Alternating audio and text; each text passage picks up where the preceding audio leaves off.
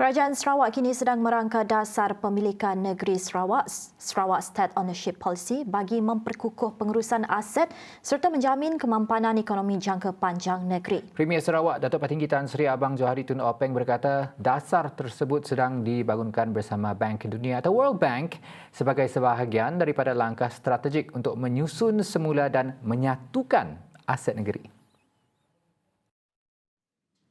This policy is basically for us to consolidate our asset. Dalam kita menguruskan kita pun ekonomi, the most important thing selalunya lah, even company besar, asset and liability. Mun asset you betul, liability you kurang, then you are safe. So in other words, for Sarawak, we have to have numbers in terms of our asset. Dan aset kita mesti dikonsolidate. Kini tu, kita mesti tahu. BDA berapa asetnya? Mesti tahu. SCDC berapa asetnya? Kita mesti tahu. Inchal of actual asset. Dia juga.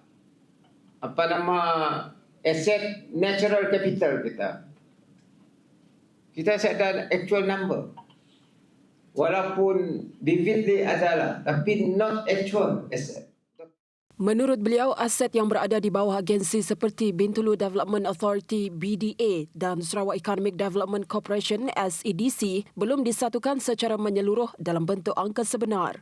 Beliau turut menambah penilaian aset ini bukan hanya melibatkan sumber fizikal tetapi turut mengambil kira aset insan atau human asset meliputi kepakaran, kecerdasan dan keupayaan tenaga kerja tempatan untuk berfikir dan berinovasi ke arah masa depan.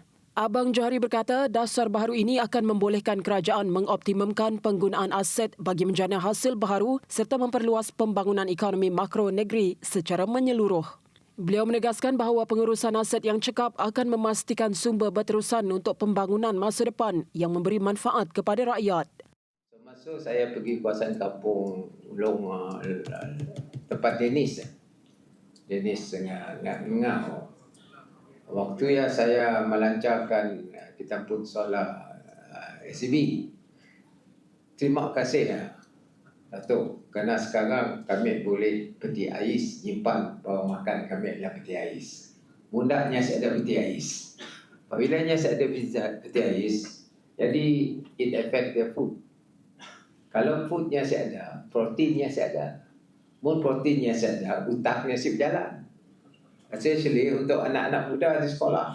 Now, they have it. And then itu dah kita cover di remote areas. Menggunakan teknologi baru. Begitu juga dengan bekalan air.